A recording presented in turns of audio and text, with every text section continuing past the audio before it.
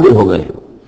یا ایھا الذین مسنا واہلنا الضر وجئنا ببضاعۃ مزجاۃ. اب جو ہم لے کر آئے پونجی بہت ہی ناقص ہے، بہت کم ہے، وہ اس غلے کی قیمت نہیں بن سکتی.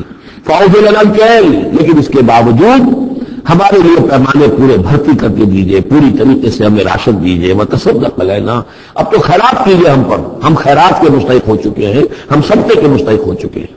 ان اللہ یجزی المتصدقین، یقیناً اللہ تعالیٰ صدقہ دینے والوں کو پسند کرتا ہے اور ان کو جزا دے گا. اب یہاں جو ہے یہ آخری بات ہو گئی کہ حضرت یوسف علیہ السلام بھی اپنے بھائیوں کو اس خستہ حالی میں دیکھ کر پھر مزید جو ہے ضبط نہیں کر سکے اور انہوں نے اپنی آئیڈینٹی ڈسکلوز کی. قال هل علمتم ما فعلتم بيوسف واخيه. اب حضرت یوسف پوچھتے تمہیں یاد ہے کچھ تم نے کیا کیا تھا یوسف اور اس کے بھائی کے ساتھ؟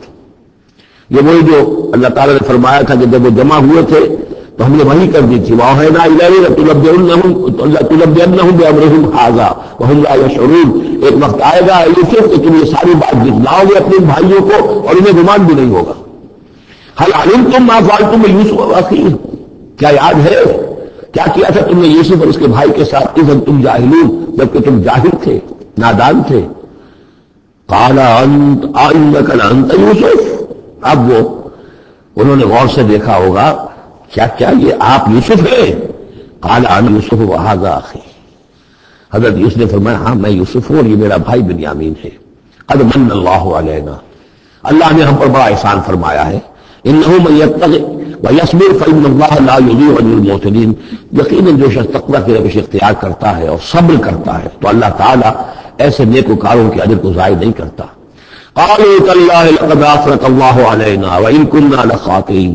انہوں نے کہا اللہ کی قسم ہے اللہ نے آپ کو ہم پر ترجیح دی ہے، پسند کر لیا ہے، اور یقیناً ہم سے خطا کار، ہم سے ہی غلطیاں ہوئی ہیں، ہم نے ظلم کیا ہے، ہم نے زیادتیاں کی ہیں. قال لا تثریب علیکم اليوم.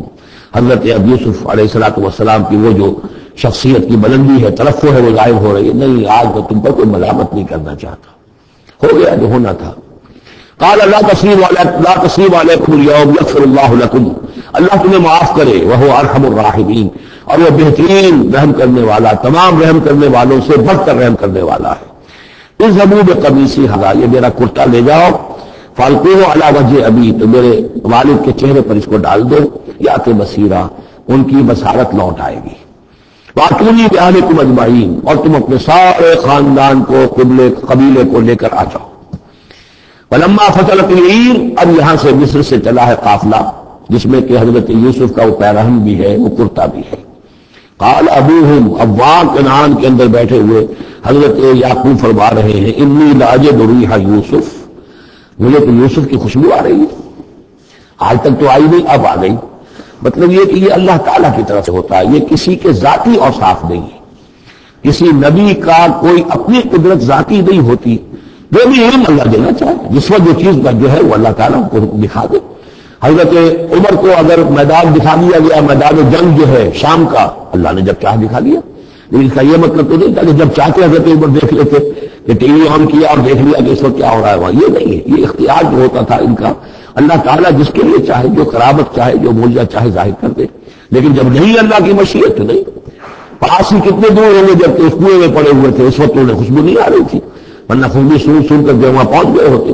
لیکن یہ کہ اللہ کی طرف سے ہے. لاجد انی لاجد ریح یوسف لولا ان تفندون. مجھے اندیشہ ہے کہ مجھے یہ نہ کہو کہ اب تو یہ بالکل سٹھیا گئے، یعنی اب یہ یوسف کی خوشبو آ رہی ہے ان کو.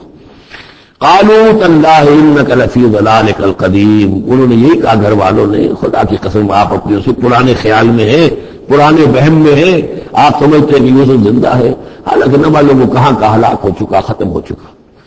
فلما جاء البشیر، تو جب وہ بشارت دینے والا آیا، القاہ علی وجہہ، اور حضرت یوسف کا کرتا اس نے ڈالا حضرت یعقوب کے چہرے پر، فردت بصیرا، تو وہ لوٹ آئے دیکھتے ہوئے، یعنی ان کی نگاہ جو ہے وہ لوٹ کر آئی، بصارت لوٹ آئی.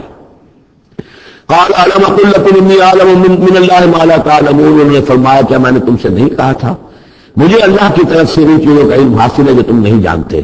قالوا یا ابانا استغفر لنا ذنوبنا انا كنا خاطئین. ان کا ابا جان ہمارے لیے استغفار کیجیے، اللہ تعالیٰ سے ہمارے گناہوں کی معافی کی درخواست کیجیے، یقیناً ہم خطا کار تھے، ہم سے غلطیاں ہوئی ہیں. قال سوف استغفر لکم ربی. اب یہاں دیکھیے صوفہ کا لفظ بہت اہم ہے. ٹھہر کر میں استغفار کروں گا, ابھی غصہ ختم نہیں ہو رہا ہے. حضرت یعقوب علیہ